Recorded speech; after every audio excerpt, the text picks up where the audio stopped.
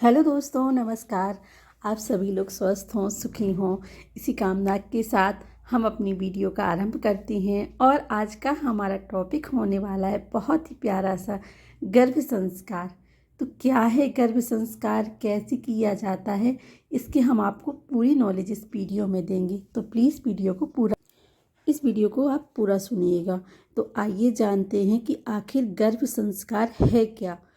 तो जैसा कि हमें मालूम है कि गुणों को स्थापित करने और दोषों को दूर करने की प्रक्रिया को संस्कार कहा जाता है।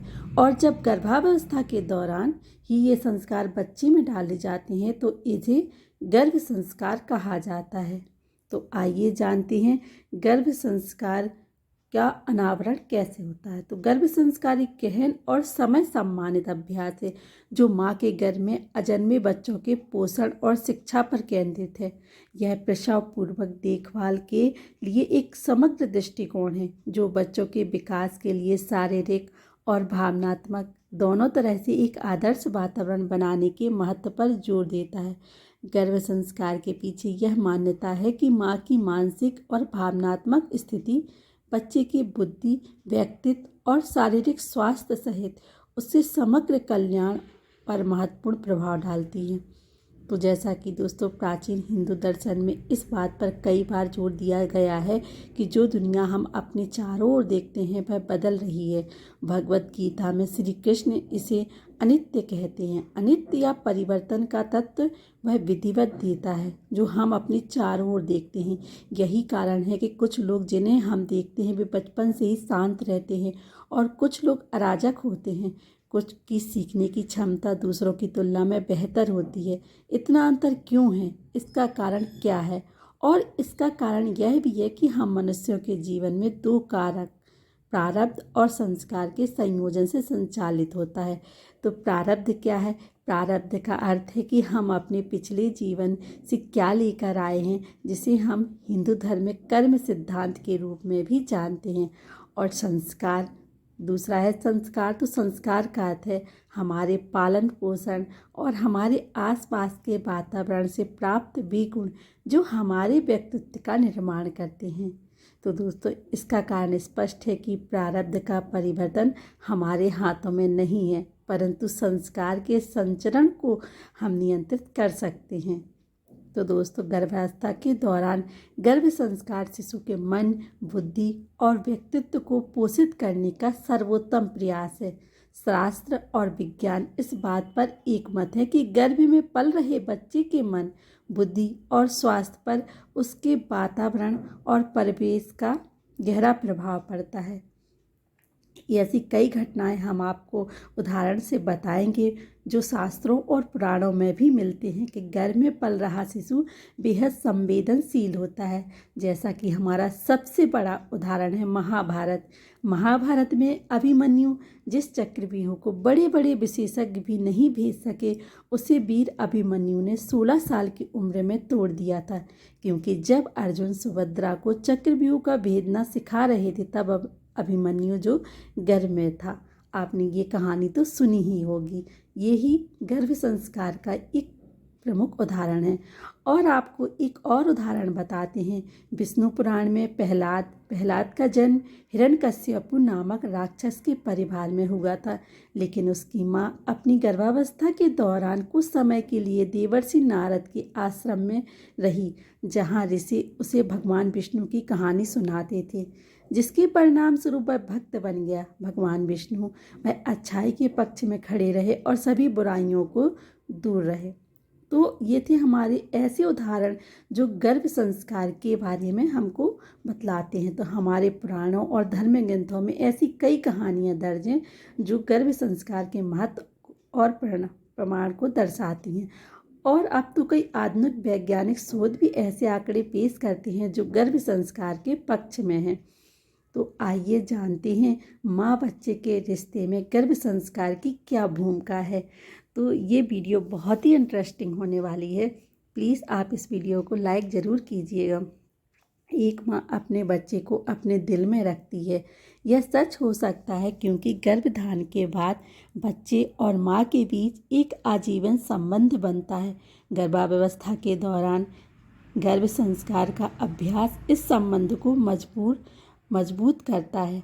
आधुनिक विज्ञान बताता है कि मातृ कोशिकाएं प्लेसेंटा के माध्यम से बच्चों के साथ संपर्क करती हैं और प्लेसेंटा शिशु के विकास के लिए बहुत से ऐसे कार्य करता है, जैसे आपके बच्चे को सुरक्षित रखता है, ऑक्सीजन और पोषक तत्व प्रदान करता है, आपकी रोग प्रतिरोधक क्षमता आपके बच्चे तक पहुंचाता है, हानिकारक पदार्थ और कार्बन डाइऑक्साइड को खत्म करता है।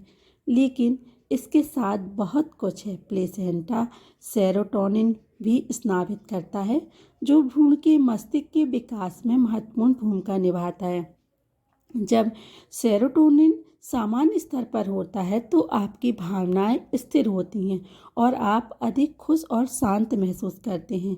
सेरोटोनिन महत्वपूर्ण है, लेकिन इसकी अधिकता से बच्चे का मस्तिष्क न्यूरॉन्स का उत्पादन बंद कर सकता है। इसी तरह बहुत कम सेरोटोनिन भी बुरे परिणाम होते हैं। सेरोटोनिन उत्पादन को सामान्य स्तर पर बनाए रखने के लिए आपको सकारात्मक रहना होगा।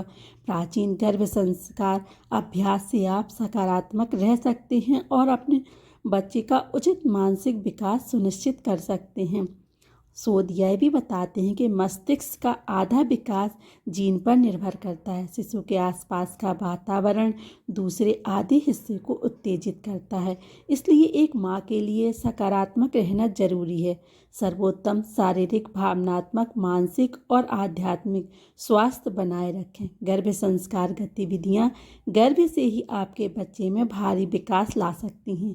यह उन्हें शांत, सदाचारी और स्वस्थ भी बनाएगा। तो ये हैं हमारे जो वैज्ञानिक कारण थे, वो भी हमने आपको बताए गर्भ संस्कार के। तो आइए जानते हैं ये चमत्कार कैसे करता है गर्भ संस्कार। तो दोस्तों, यह जानते हुए भी कि बच्चे और माँ के बीच एक परिष्कृत संबंध है, जो अगर सही ढंग से व्यवहार किया जाए तो चमत्कार कर सकता है। आपके दिमाग में एक सवाल आ सकता है, यह गर्भ संस्कार कैसे काम करता है? आपको इसे तोड़ने के लिए खेद है, लेकिन यह कोई जादू नहीं है। ऐसा लग सकता है यह जादू की तरह काम करता है, लेकिन यह वैज्ञानिक है। International journal of medical research and review में प्रकाशित एक अध्ययन के अनुसार गर्भ संस्कार मातृ तनाव, चिंता, चिकित्सीय सहिष्णुता और ऑपरेटिव प्रसव की घटनाओं को कम करने के लिए अत्यधिक प्रभावी है और बेहतर विकास, जन्म के समय वजन, APGR के मामले में बेहतर नवजात परिणाम देता है।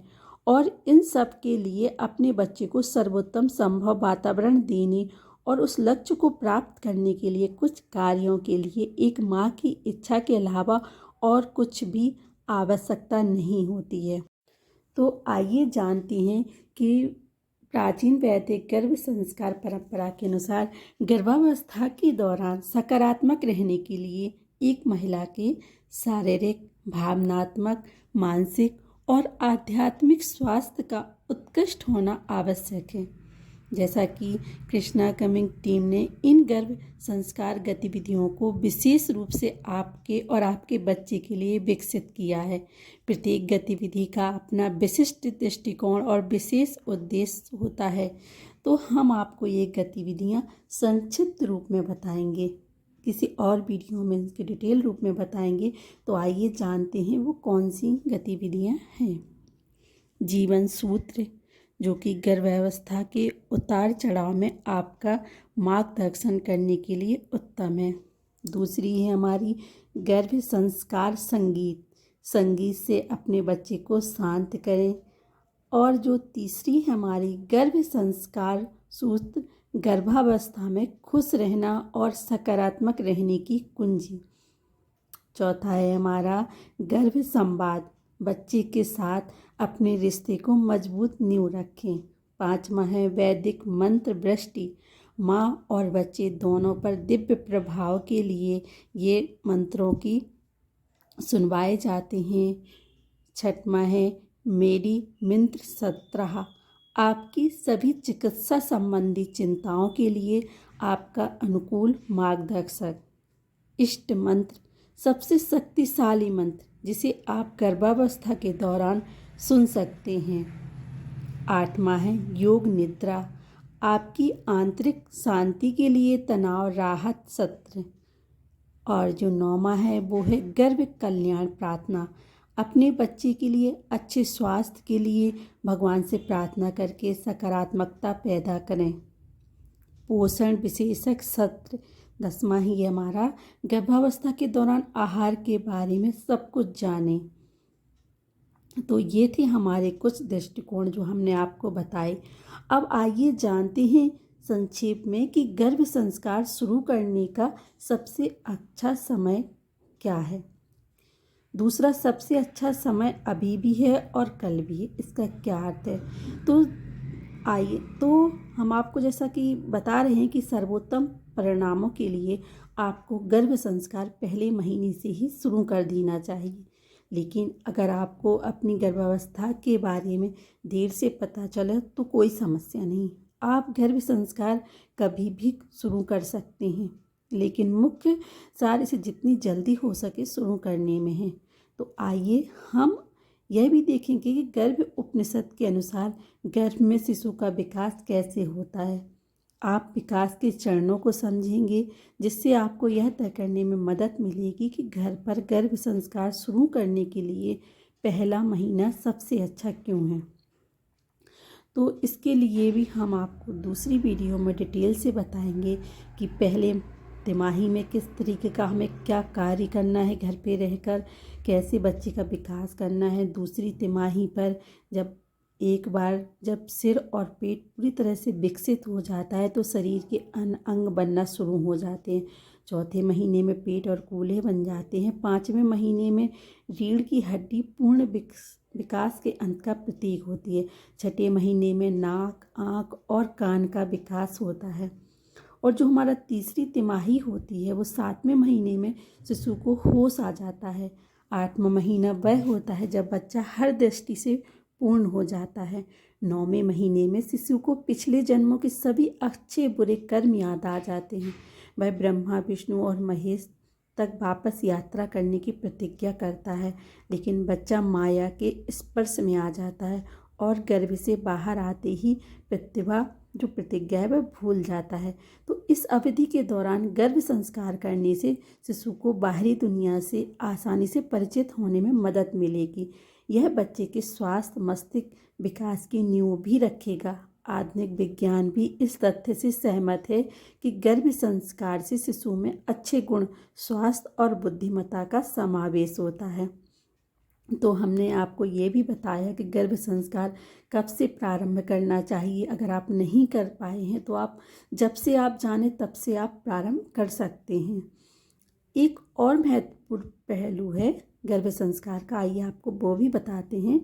तो जैसा कि भारतीय शास्त्रों के अनुसार पृथ्वी पर जन्म लेने वाले प्रत्येक मनुष्य को 16 संस्कार अनिवार्य रूप से करनी चाहिए।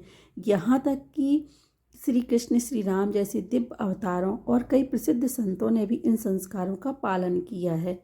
भारतीय संस्कृति में संस्कार और परंपराएं अनमोल है। उन सभी के पास वैज्ञानिक और आध्यात्मिक दोनों तर्क हैं।